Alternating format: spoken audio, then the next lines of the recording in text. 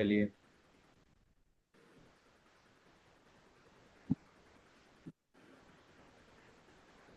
आज की Ohm's law के बाद से हम बात करना स्टार्ट करेंगे।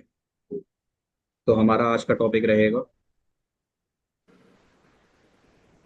डिराइव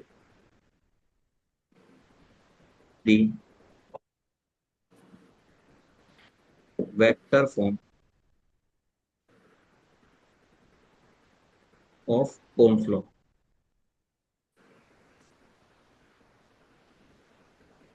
ये जो ओम्स का लॉ है,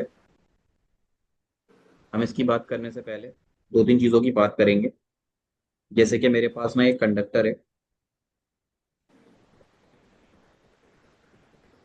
ये इस कंडक्टर में आपके करंट फ्लो कर रहा है ऐसे ऐसे। तो इलेक्ट्रॉन की डायरेक्शन बताने की जरूरत मुझे है नहीं।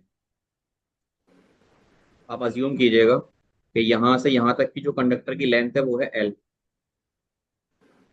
ठीक है, यहाँ जो पोटेंशियल है वो होगा वी इनिशियल, और यहाँ जो पोटेंशियल है वो होगा वी फाइनल। उसी के साथ ये कंडक्टर आपका मैं कनेक्ट कर देता हूँ किसी बैटरी से। जी। तो ये positive terminal of the battery and this is the negative terminal.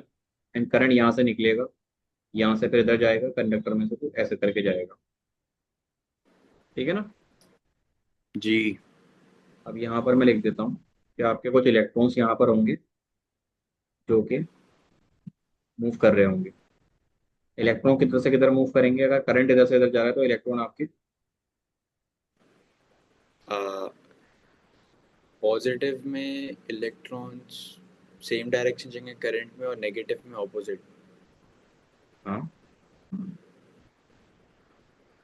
Electrons इधर जाना शुरू शुरू करेंगे। करंट किधर जाएगा? इधर, और इलेक्ट्रॉन जाएंगे इधर। ठीक है। जी। अब हम आते हैं जो हमने अभी तक पढ़ा था उसके ऊपर। हमने पढ़ा था सबसे पहले पोटेंशियल डिफरेंस क्या होगा। तो आप यहाँ लिखिएगा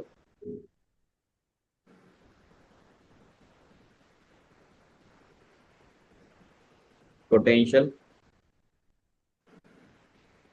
डिफरेंस ये होगा जितनी इलेक्ट्रिक फील्ड है डॉट डी आर। याद है ये फार्मूला आपको? मैंने लिखाया था। जो आपकी इलेक्ट्रिक फील्ड होती है वो होती है delta V upon delta R. जी। तो फिर उसकी वजह से मैंने डी वी लिखा दिया था, तो यहाँ से आपका फार्मूला बनेगा D V is equal to,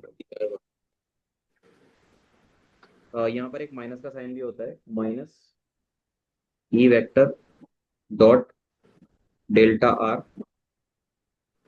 अब इसको हटाएंगे डॉट प्रोडक्ट को तो हो जाएगा minus E delta R cos theta. ये आपका डेल्टा वी आ जाएगा। बात करते हैं अगर डिस्प्लेसमेंट की और इलेक्ट्रिक फील्ड की, तो इलेक्ट्रिक फील्ड भी इधर की तरफ है और डिस्प्लेसमेंट भी इधर की तरफ हो रहा है। तो इस वजह से जो कॉस थीटा की वैल्यू होगी आपकी वो हो जाएगी minus E D R cos 0 degree. और कॉस 0 होता है 1। तो यहाँ से जो डेल्टा वी का वैल्यू आएगा वो कितना आ जाएगा? माइनस ई इंटू, अब ये जो डेल्टा आर है यहाँ से यहाँ तक की पोजीशन का डिफरेंस है, इसको मैं क्या लूंगा? एल, क्योंकि बेसिकली यहाँ से यहाँ तक जाएगा ये। तो ये क्या है आपका? चेंज इन पोजीशन, या कह लीजिए ये है आपके पास डिस्प्लेसमेंट। सर आप वापस बताएंगे? मेरे कहने का ये मतलब है, आपका इलेक्ट्रॉन का चेंज जो होता है, इलेक्ट्रिक फील्ड यहाँ से यहाँ जाएगी, और जो पोजीशन में चेंज आएगा वो यहाँ से यहाँ तक आएगा इलेक्ट्रॉन के। इलेक्ट्रॉन आपका यहाँ से मूव करता हुआ यहाँ तक जाएगा। तो इलेक्ट्रॉन डिस्प्लेस कितना होगा? इलेक्ट्रॉन डिस्प्लेस होगा, उसको हम दिखाते हैं डेल्टा आर से। और डेल्टा आर की वैल्यू यहाँ पर कितनी है? एल। तो मैंने डेल्टा आर एल। की जगह क्या रख दिया? एल रख दिया। कुछ कह रहे हैं? नहीं। कॉस थीटा 1 हो जाएगा। तो आपकी जो डेल्टा वी की वैल्यू है वो कितनी आ जाएगी यहाँ से? वो आ जाएगी माइनस ई इंटू एल। अब चेंज इन पोटेंशियल जो होता है, चेंज इन पोटेंशियल को लिखते हैं आप फाइनल माइनस इनिशियल, तो ये हो जाएगा V F minus V I is equal to minus E into L. आप ये मान लीजिएगा कि फाइनली जो पोटेंशियल है ना यहाँ पर, वो जीरो है। तो वी एफ की वैल्यू कितनी हो जाएगी, जीरो। और जो इनिशियली पोटेंशियल है वो कितना है, उसको मान लीजिए वी। तो वी बराबर आ जाएगा माइनस ई इंटू एल के। माइनस से माइनस कैंसिल। तो आपका जो फॉर्मूला बनेगा वो बनेगा V is equal to E into L. इतनी बात क्लियर है। जी। अब यहां से आपने पोटेंशियल निकाल लिया।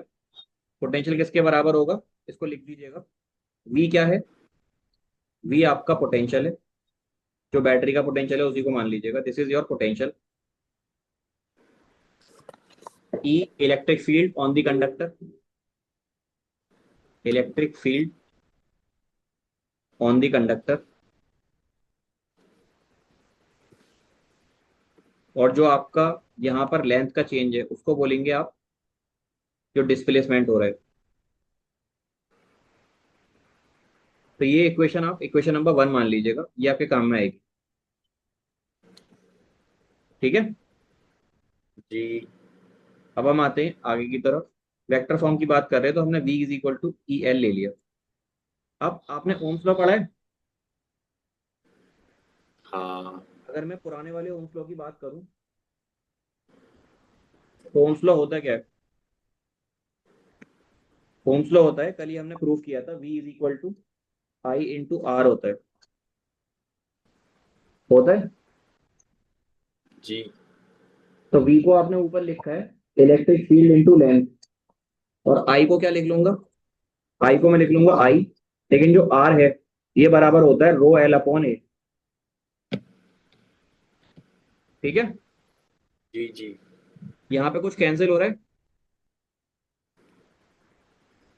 एल से एल कैंसिल हो जाएगा। आपके जी। पास बचेगा E is equal to rho into I upon A. ये बचेगा। हाँ जी। इसको मैं लिख सकता हूँ यहाँ से electric field is equal to rho into I upon A. जी। अब मुझे बताएंगे ये आई अपॉन ए क्या होता है। आई अपॉन ए होता है करंट डेंसिटी। Exactly exactly. अगर मैं करंट डेंसिटी की बात करूंगा, जिसको हम जे वेक्टर से दिखाते हैं, ये होती है आई अपॉन ए वेक्टर। तो यहां से हमारा क्या आएगा, जो इलेक्ट्रिक फील्ड है ये एक वेक्टर क्वांटिटी है। ये बराबर हो जाएगा डेंसिटी, यानी कि डेंसिटी कह रहा हूँ, रेजिस्टिविटी इनटू जे वेक्टर। अब इसको आप और कैसे लिखेंगे, आप इसको लिख लीजिएगा कि इलेक्ट्रिक फील्ड जो होती है वो बराबर होती है करंट डेंसिटी इनटू रेजिस्टिविटी। इसी को हम बोलते हैं वेक्टर फॉर्म। अब वेक्टर फॉर्म यहां से नहीं आती। वेक्टर फॉर्म के लिए एक फॉर्मूला बताता हूं मैं आपको। ये जो रो है, रो बराबर होता है 1/सिग्मा के। इसको हम बोलते हैं रेजिस्टिविटी। और ये होती है कंडक्टिविटी। कल मैंने आपको बताया था एक दूसरे का रेसिप्रोकल होते हैं ये। हाँ। तो अगर मैं इस रो को नीचे ले जाता हूँ तो यहाँ बचेगा जे वेक्टर, और ये हो जाएगा ई वेक्टर इंटू 1/रो। हो जाएगा। हम्म। तो यहाँ से मैं क्या लिख सकता हूँ, यहाँ से मैं लिख सकता हूँ कि हमारा जो जे वेक्टर होगा वो बराबर होगा ये। सिग्मा इंटू ई कैप, ई वेक्टर। आ रही है बात समझ में। जी सर। अब ये जो वैल्यू आई है आपकी यहाँ पर, इसको हम बोलेंगे वेक्टर फॉर्म या vector form of Ohm's law, of Ohm's law. Basically इसमें जितने भी कंपोनेंट हैं ये भी वेक्टर कंपोनेंट है, ये भी वेक्टर कंपोनेंट है, और ये जो वैल्यू है ये एक स्केलर वैल्यू है, तो इसको आपको ऐसे ही रखना है। और ये दोनों के दोनों वेक्टर फॉर्म में आ गए। ठीक है। जी।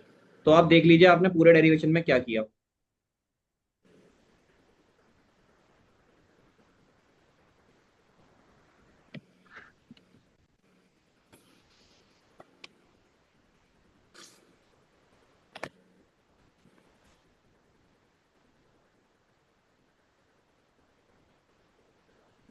सर वो माइनस वो इसलिए है क्योंकि वो ऑपोजिट। इलेक्ट्रिक फील्ड ऐसे जा रही है, इलेक्ट्रॉन का जी। डिस्प्लेसमेंट ऐसे होगा, इसलिए नेगेटिव साइन आया है। और पोटेंशियल आई से इलेक्ट्रॉन जो जाता है वो लोअर से हायर जाता है, तो लोअर मैंने जीरो मान लिया और हायर हमारा वी आई जो है इसको मैंने वी मान लिया है। ठीक है। जी सर। चलें आगे। हाँ। मोबाइल किसे बोलते हैं? क्या सर? मोबाइल किसे बोलते हैं, मोबाइल? मोबाइल किसे बोलते हैं? जी।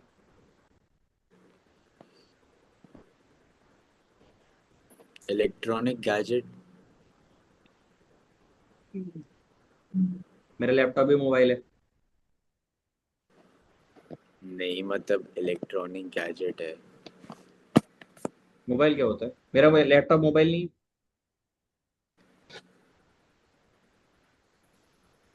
जिस चीज को आप एक जगह से दूसरी जगह कैरी करा सकते हैं ना, हम उसको बोलते हैं मोबाइल। और जो चीजें खुद से कैरी करके पहुंचती हैं उन्हें बोलते हैं ऑटोमोबाइल। सुना है ना? जी। तो ऑटोमोबाइल में क्या क्या आता है? Cars, bikes. हाँ। अगर मेरे पास ये पेन है, इस पेन को मैं एक जगह दूसरी जगह ले जाता हूँ, तो ये मोबाइल कहलाएगा नहीं कहलाएगा? जी। आप जिसको मोबाइल बोल रहे हैं वो सेल फोन होता है। अच्छा, आप वो वाला बोल रहे हैं। कौन सा होता है और मोबाइल? बेसिकली मैं बताता हूँ आपको। पहले एक टेलीफोन हुआ करता था जिसके साथ वायर अटैच रहता था, उसको आप एक जगह से दूसरी जगह नहीं ले जा पाते थे।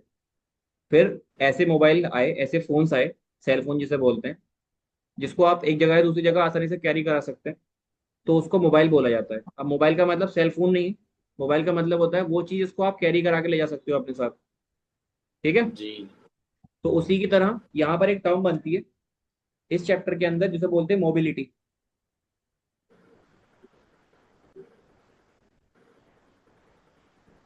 मोबिलिटी क्या बताती है आपको? कि कंडक्टर में जो इलेक्ट्रॉन है ना, कितने इलेक्ट्रॉन किस वेलोसिटी से ट्रेवल कर रहे हैं, वो इस चीज के बारे में बताती है। किस चीज के बारे में बताती है? कंडक्टर में इलेक्ट्रॉन्स कितने कौन सी इलेक्ट्रॉन डायरेक्शन? कितनी वेलोसिटी के साथ मूव कर रहे हैं, वो इस चीज के बारे में बताती है। बेसिकली क्या जी। होगा, मान लो आपके पास कोई कंडक्टर है। ये कंडक्टर हम कई बार बनाएंगे तो हम इसकी आदत डाल लेनी चाहिए हमें। कंडक्टर है, उसके अंदर कुछ इलेक्ट्रॉन्स प्लेस्ड हैं। अब ये इलेक्ट्रॉन ऐसे तो नहीं जाएंगे, आपने पहला चैप्टर पढ़ा है, दूसरा चैप्टर पढ़ा है, तो आपको पता है कि यहाँ पर इलेक्ट्रिक फील्ड और पोटेंशियल की जरूरत होती है इसको ट्रैवल कराने के लिए। तो आप क्या करेंगे, यहाँ से यहाँ पर इसको मूव कराना है, उसके लिए आपको क्या करना पड़ेगा? ये एक काम कीजिए, आप इसको बैटरी से कनेक्ट कर दीजिए। आपके कंडक्टर में इलेक्ट्रॉन्स है, आप इसको बैटरी से कनेक्ट कर दो। जी। ये बैटरी से कनेक्ट किया मैंने। This is your positive terminal and this is your negative terminal. तो उससे क्या होने वाला है? उससे होगा ये कि ये वाला जो सरफेस है ये पॉजिटिवली चार्ज सरफेस हो जाएगा, और ये सरफेस आपका निगेटिवली चार्ज सरफेस हो जाएगा। तो यहाँ पर अगर मैं बात करता हूँ कि इलेक्ट्रिक फील्ड, वो सॉरी, इलेक्ट्रिक फील्ड किधर से किधर जाएगी, पॉजिटिव से नेगेटिव। जी। और जो आपके इलेक्ट्रॉन्स हैं वो किधर जाएंगे, नेगेटिव से पॉजिटिव। निगेटिव से पॉजिटिव। यानी कि ये इलेक्ट्रॉन मूव कर रहे हैं। इसको मूव कराने के पीछे ना दो लॉजिक है। एक तो सबसे पहला लॉजिक है आपका कि जो मूव कर रहे हैं वो इलेक्ट्रिक फील्ड की वजह से मूव कर रहे हैं, इलेक्ट्रिक फील्ड की वजह से। आप पोटेंशियल भी बोल सकते हैं लेकिन हमने यहाँ पर इसको इलेक्ट्रिक फील्ड बोल दिया है। दूसरे नंबर पर जो सेकंड इसका रीजन है मूव करने का, वो है इसकी ड्रिफ्ट वेलोसिटी। Drift velocity. अब इन दो चीजों की वजह से ये मूव कर पा रहा है। इलेक्ट्रिक फील्ड को आप ई वेक्टर से दिखाते हैं एंड ड्रिफ्ट वेलोसिटी को आप वी डी से दिखाते हैं। ठीक है ना। जी। यहां पर आप एक चीज ध्यान रखिएगा, जितनी ज्यादा आप इलेक्ट्रिक फील्ड देंगे वो इतनी ही ज्यादा वेलोसिटी से मूव करेगा। इसका मतलब ये हो गया कि जो आपकी इलेक्ट्रिक फील्ड है, electric field is directly proportional to the velocity. मतलब जितनी ज्यादा इलेक्ट्रिक फील्ड आप प्रोवाइड करेंगे ये उतना ही ज्यादा वेलोसिटी से मूव करेगा। अब वो जो वेलोसिटी होगी वो कौन सी वेलोसिटी होगी, वीडी। तो आप यहां से लिख सकते हो कि जो इलेक्ट्रिक फील्ड है वो प्रोपोर्शनल है किसके, ड्रिफ्ट वेलोसिटी के। लिख सकते हैं। हाँ। अब इसको मैं पलट के भी लिख सकता हूँ, मतलब मैं इसको ऐसे भी लिख सकता हूँ कि वी डी वेक्टर जो है वो प्रोपोर्शनल है किसके, इलेक्ट्रिक फील्ड के। लिख सकता हूँ। जी। अब आप क्या करिए, इन दोनों को रिलेट करने के लिए एक कांस्टेंट डालिए यहाँ पर। वो जो कांस्टेंट हमारा होगा वी डी वेक्टर, ये आएगा इक्वल टू एक symbol mu into E vector. अब ये जो म्यू है, इस म्यू को हम बोलते हैं मोबिलिटी।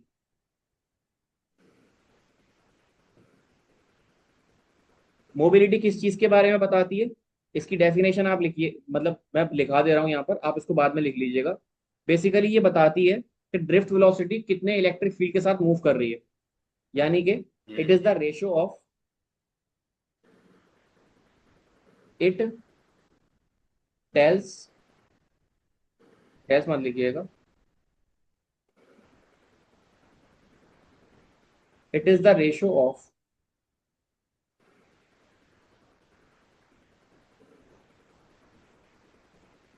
ड्रिफ्ट वेलोसिटी यानी V D to the electric field. क्योंकि यहां से अगर आप इसको सॉल्व करेंगे ना, अगर आप म्यू की वैल्यू निकालेंगे तो म्यू किसके बराबर आएगा, drift velocity upon electric field. जी। समझ रहे हैं मेरी बात। हाँ।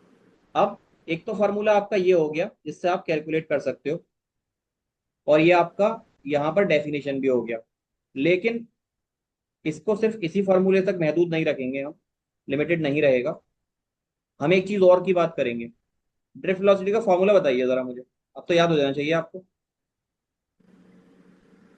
Sir, relaxation time E in electric field tau by relaxation M, time upon M. यही है। जी। अब अगर मैं इस फॉर्मूले को डाल देता हूँ उठा करके मोबिलिटी के फॉर्मूले में, यानी म्यू इज इक्वल टू क्या लिखा था आपने, V D upon electric field. तो ये हो जाएगा E electric field tau upon M divided by electric field. तो ये हो जाएगा E, E tau square. Upon E M. तो ई से ई कैंसिल, आपकी जो मोबिलिटी जी। आएगी वो कितनी आएगी, your mobility is E tau by M. एक ये फॉर्मूला हो गया इसका।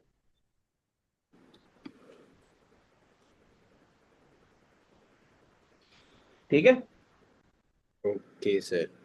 तो आपको दोनों फार्मूले इसके याद रखने हैं, और आप देखिएगा हर एक चीज के डिफरेंट डिफरेंट फार्मूलाज बनते हैं, तो क्वेश्चन आपका जरूरी नहीं है कि एक ही फार्मूले से आए। आपको फार्मूले को क्रिएट करना आना चाहिए। अगर कोई चीज मिसिंग है, बेसिक फार्मूले याद रखिएगा सब चीजों के। मोबिलिटी का बेसिक फार्मूला, ड्रिफ्ट वेलोसिटी का बेसिक फार्मूला, करंट का बेसिक फार्मूला, और करंट डेंसिटी का बेसिक फार्मूला। ठीक है, अगर आपको ये याद है तो आप इजीली काम कर सकते हैं। अब मैं जी। आपको एक चीज बताता हूँ यहाँ पर ओम्स लॉ के बारे में। ओम्स लॉ, ओम्स लॉ क्या कहता है, आपका ओम्स लॉ जो कहता है वो ये कहता है कि जो डेल्टा वी है वो प्रोपोर्शनल होता है आई के। यही बात है। जी। तो आप अगर यहां से डेल्टा वी लिखेंगे तो वो बराबर होता है आई इंटू आर के। होगा। हाँ। ठीक है। अब अगर ये होगा तो आप एक काम कीजिए, इसको कंपेयर कीजिए। y is equal to M X से, एम एक्स प्लस सी से। तो क्या हो जाएगा, वाई की जगह पे क्या है, डेल्टा वी। एम की जगह आप ले लीजिए आर, एक्स की जगह ले लीजिए आई, क्योंकि आई वेरी कर रहा है, बदल रहा है, स्लोप बदलेगा नहीं, स्लोप सेम रहेगा, प्लस जीरो। ये बात समझ में आएगी क्या कर दिया मैंने। जी, पर ये इसका इसका ये जो रीज़न क्या है? ये है स्ट्रेट लाइन की इक्वेशन।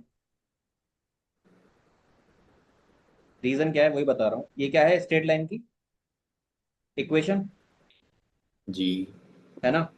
अब अगर आपकी स्ट्रेट लाइन ऐसे लिखी हुई है, y is equal to M X, तो इसको मैं क्या लिखूंगा, delta v is equal to R आई,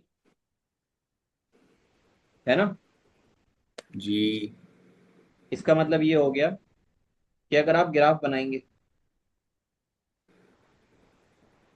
और एक साइड आप रख दीजिए डेल्टा वी और एक साइड आप रख दीजिए आई, तो क्या होगा उससे, यहां से इस तरीके की एक लाइन आएगी जो जीरो से पास करेगी, क्योंकि इंटरसेक्शन कुछ है नहीं। इसका क्या मतलब है, ये जो लाइन आई है ये है क्या, आप चेक करिए, स्लोप निकाल के देख लीजिए इस लाइन का। स्लोप क्या होता है, वाई एक्सिस पे जो रखा हुआ है डिवाइड बाई एक्स एक्सिस पे जो रखा हुआ है। वाई एक्सिस पे क्या रखा है आपने, डेल्टा वी, एक्स एक्सिस पे क्या रखा है, आई। तो अगर मैं इस फॉर्मूले से पता करूं कि डेल्टा वी को अगर मैं आई डिनोमिनेटर में ले आता हूं तो ये किसके बराबर आएगा, आर के। हम्म। इसका मतलब पोटेंशियल डिफरेंस वर्सेस आई का जो ग्राफ होगा उसका स्लोप किस चीज की इंफॉर्मेशन देगा आपको, रेजिस्टेंस। रेजिस्टेंस की। ठीक है। जी। अब इस तरह का ग्राफ अगर आ रहा है तो ये ग्राफ है ओम्स लॉ का। और ओम्स लॉ कौन फॉलो करता है, जो ओमिक कंडक्टर होते हैं, ओमिक कंडक्टर। ओमिक कंडक्टर कौन होते हैं, जो भी आपके मेटेलिक कंडक्टर होते हैं, मेटेलिक कंडक्टर, ये ओम्स लॉ को फॉलो करेंगे। लेकिन कुछ कंडक्टर ऐसे होते हैं जो आपके सेमीकंडक्टर से मिलकर बनते हैं। किससे मिलकर बनते हैं, सेमीकंडक्टर। तो उसमें क्या होगा, वो ओम्स लॉ को फॉलो नहीं करेंगे। अगर फॉलो नहीं करेंगे तो ग्राफ कैसा आएगा, उसका ग्राफ आएगा non ohmic. Non ohmic graph कैसा हो सकता है, स्ट्रेट लाइन के अलावा कैसा भी हो सकता है, ऐसा भी हो सकता है, ऐसा भी हो सकता है।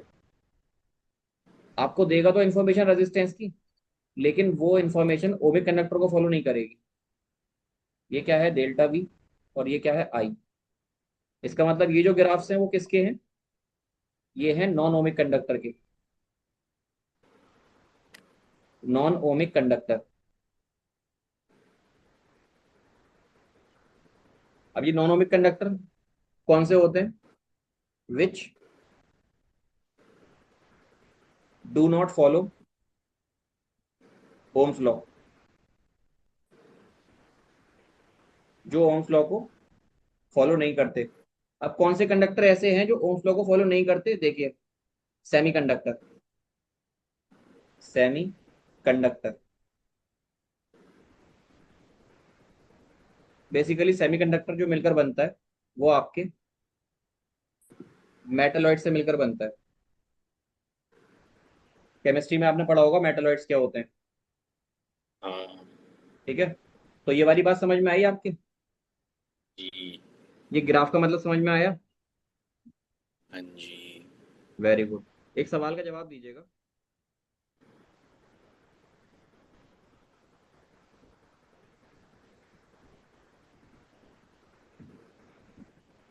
ये है डेल्टा वी और ये है आई। आपके पास दो कंडक्टर हैं, एक ये और एक ये, इसका नाम है ए और इसका नाम है बी। आप मुझे बताइए किसका रेजिस्टेंस ज्यादा होगा, ए का या बी का।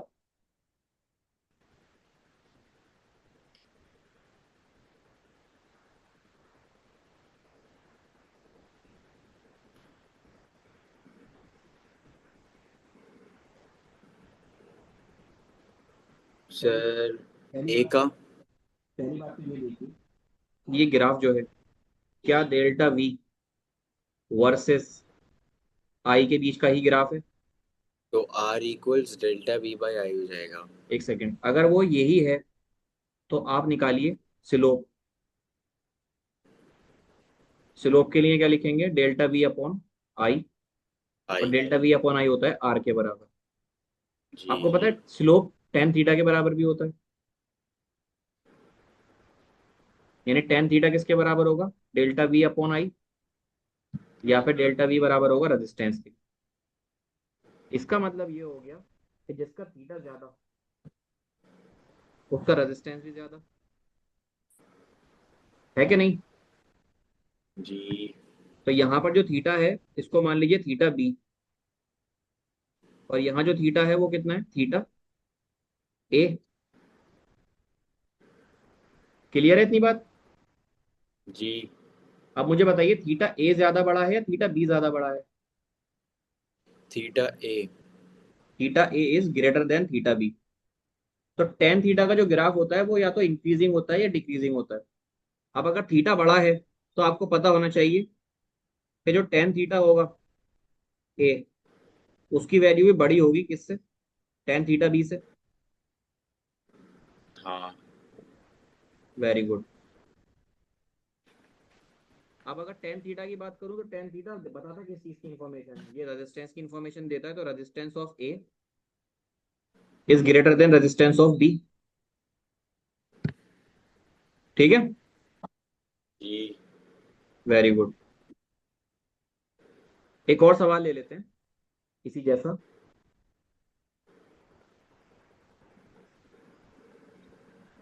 क्वेश्चन नंबर टू है आज तक आपके पास। एक ग्राफ दे रखा है, और इस बार एक की जगह आपके पास तीन रेजिस्टेंस दे रखे हैं। एक, दो, और ये तीन। ये है ए, ये है बी, और ये है सी। इधर की साइड आपको दे रखा है आई, और यहाँ दे रखा है डेल्टा वी। अब आप मुझे बताइए किसका रेजिस्टेंस ज्यादा होगा?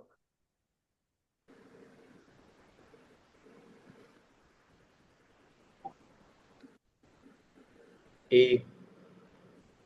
ए का। जी। उसके बाद, उसके बाद बी और उसके एंड बाद C. C. Very good. D. यानी रेजिस्टेंस ऑफ ए सबसे बड़ा, उसके बाद रेजिस्टेंस ऑफ बी, और उसके बाद रेजिस्टेंस ऑफ सी। सी। है ना?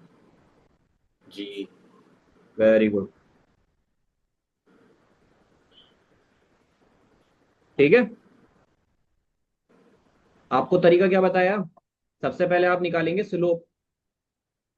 उसके बाद स्लोप क्या होता थीटा। है?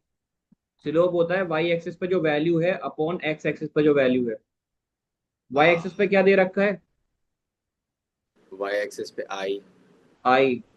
एक्स एक्सिस पर we delta we delta we. Potential difference. यानी कि आई अपॉन वी जो होता है वो आर के बराबर नहीं होता, वो बराबर होता है वन अपॉन आर के।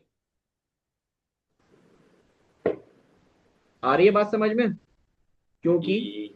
Delta V is equal to होता है आई आर। इस आर को नीचे ले आइए, वी को इधर ले आइए। तो आई अपॉन डेल्टा वी जो होगा वो होगा वन अपॉन आर के बराबर होगा। हाँ। इसका मतलब स्लोप निकालने के लिए आपने लिखा टेन थीटा, और टेन थीटा किसके बराबर है? वन अपॉन रेजिस्टेंस के।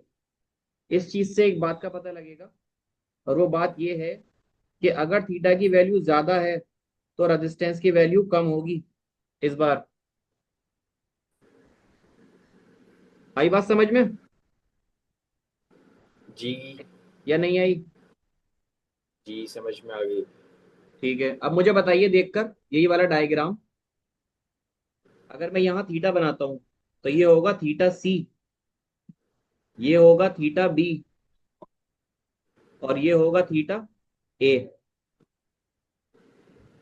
तो मुझे बताएंगे थीटा किसका ज्यादा है? थीटा ए जो होगा सबसे बड़ा होगा, उसके बाद थीटा बी होगा, उसके बाद थीटा सी होगा। अब आप इसी तरीके से वैल्यू रख लीजिए टेन थीटा की, यानी टेन थीटा ए सबसे बड़ा, उसके बाद टेन थीटा बी, और उसके बाद टेन थीटा सी। थीटा सी। अब अगर टेन थीटा के साथ आप रिलेशन देख रहे हैं रेजिस्टेंस का, इसका मतलब क्या हुआ, इनवर्सली प्रोपोर्शनल है। तो आप लिखिएगा रेजिस्टेंस ऑफ ए सबसे कम होगा, रेजिस्टेंस ऑफ बी उससे ज्यादा, और सबसे ज्यादा रेजिस्टेंस किसका होगा, सी का। रेजिस्टेंस। आ रही है बात समझ में नहीं? हाँ। तो ये जो ग्राफ हम पढ़ते हैं मैथमेटिक्स में वो फिजिक्स में अप्लाई होते हैं, और उनका एक अच्छा खासा सिग्निफिकेंस होता है, इसलिए हम उसको पढ़ते हैं। मजा आया क्वेश्चन करके? जी। ठीक है।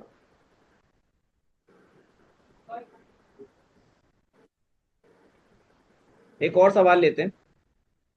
हम्म। एक ग्राफ है ये, डेल्टा वी एंड आई, और एक ग्राफ है ये, यहाँ पर डेल्टा वी और आई। तो एक ग्राफ तो इस पैटर्न को फॉलो कर रहा है, और एक ग्राफ फॉलो कर रहा है इस पैटर्न को। तो मुझे बताइए कौन सा ओम्स लॉ को फॉलो करेगा और कौन सा ओम्स लॉ को फॉलो नहीं करेगा।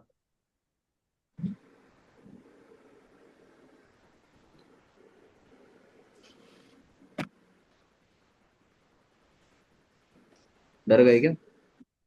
ओम्स लॉ को फॉलो करेगा। ओम्स लॉ आपके जहन में आना चाहिए फौरन। डेल्टा वी प्रोपोर्शनल टू आई, यानी कि अगर डेल्टा वी की वैल्यू बढ़ रही है तो आई की वैल्यू भी बढ़नी चाहिए। कौन से ग्राफ में हो रहा है ऐसा, एक में, दोनों में, या फिर फर्स्ट में या सेकंड में से हो? सर एक मिनट।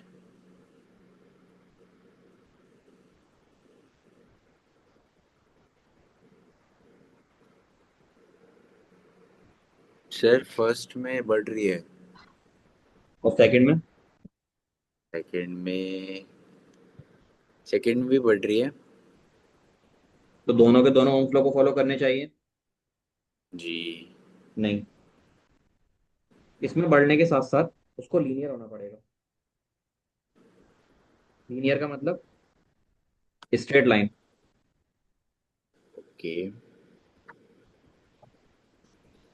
जो कि ये नहीं है। इसका मतलब ये जो ग्राफ होगा वो ओम्स लॉ को जस्टिफाई करेगा, लेकिन ये ग्राफ ओम्स लॉ को जस्टिफाई नहीं करेगा। नहीं करेगा। आई बात समझ में? जी। Very good.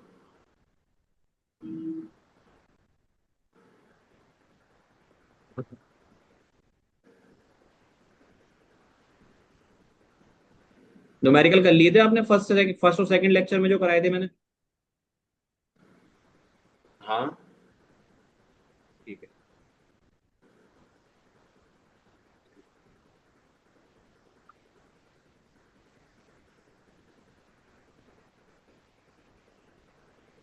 अब मैं आपको एक काम देता हूँ, आपको कम से कम पांच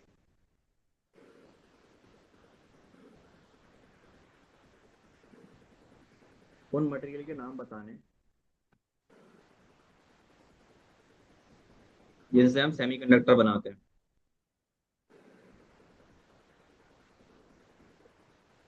ठीक है। जी। ये आपका फिजिक्स का काम है, और मैंने शायद फिजिक्स में आपको बहुत कम ही काम दिया होगा। मैं ज्यादा होमवर्क वगैरह देता नहीं हूँ फिजिक्स में, जो कुछ भी है यही कराता हूँ। है कि नहीं? जी सर।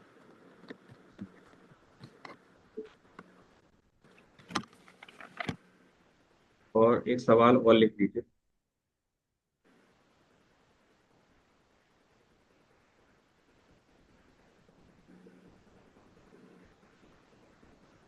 सर आप वो भेजे नहीं वो मतलब फर्स्ट चैप्टर का फिजिक्स का क्वेश्चन क्वेश्चंस।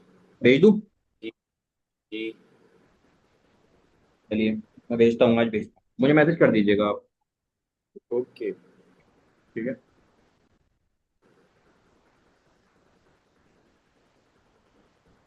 सर कल आप मैथ्स क्लास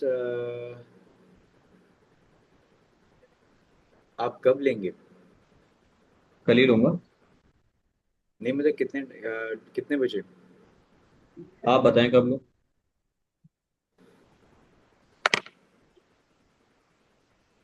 भाई पढ़ेंगे कल?